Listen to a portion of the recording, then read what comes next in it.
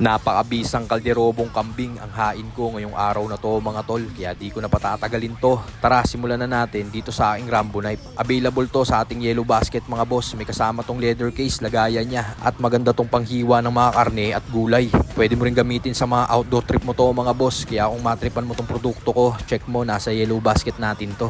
Tapos yan, hiwa-hiwain na natin tong kambing mga tol. Tapos set-aside muna natin yung laman at balat. Sunod natin tong may parting buto, sinibak-sibak ko yan gamit tong ating mabisang axe knife.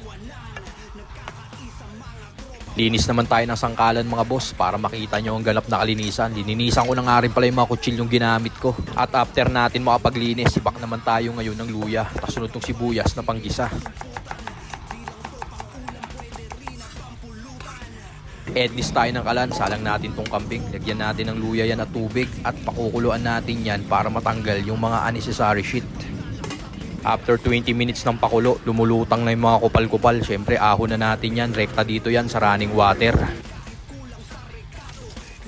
Bomba tayo ng kalan at magluluto na tayo mga boss. Minantikaan ko muna yan, sabay gisahan natin ng bawang. Sunod natin tong sibuyas, lutuin natin maigi mga tol. At nung nag-translucent, hulog na natin tong kambing. Haluin natin maigi mga boss. At nung nasangkot siya na siya, saan natin buhusan ng Sprite. Sunod ko na rin tong isang lata ng pineapple juice para lalong bumisa. Saka ko tinubigan ng medyo marami mga tol at pakukuluan natin yan ng 2 oras sa tamtamang lakas ng apoy. Tas yan, after 2 hours ng pakulo mga tol, lagyan na natin ngayon ng toyo. Lagyan na rin natin ng suka, tapos tong tomato paste, konti lang. Tapos lagyan na rin natin ng pamintang powder at isang lata ng liver spread. Hulugan ko na rin ang dahon ng laurel, beef cubes at kalahating kutsarang aromat powder. Tapos yan, halu-haluin lang natin mga tol.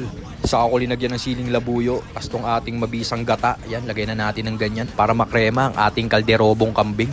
Tapos halu-haluin lang natin yan sa katamtamang lakas ng apoy mga tol. Tapos magre-reduce tayo ng apoy ngayon, takpan natin.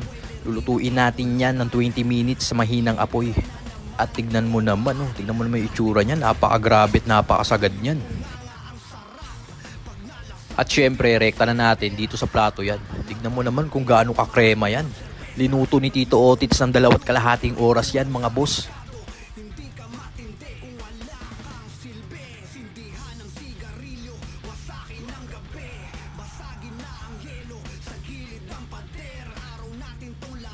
Ito na mga boss, no?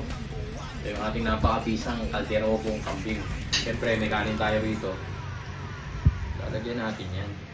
Slow cook to mga boss. Yan, no? Kain mga boss.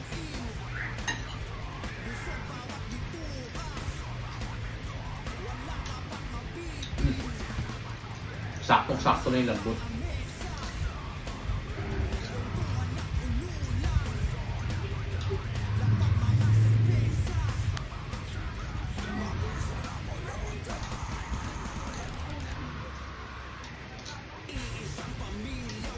Napakabisang kalderobong kambing.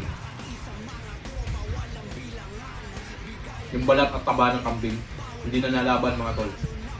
Saktong-sakto yung lambot.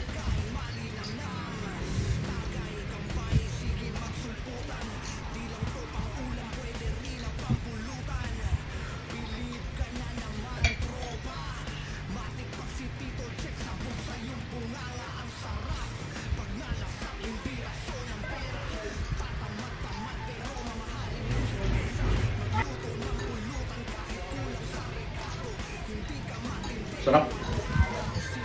Malinamnam yung karne mga tol. Napakasagad.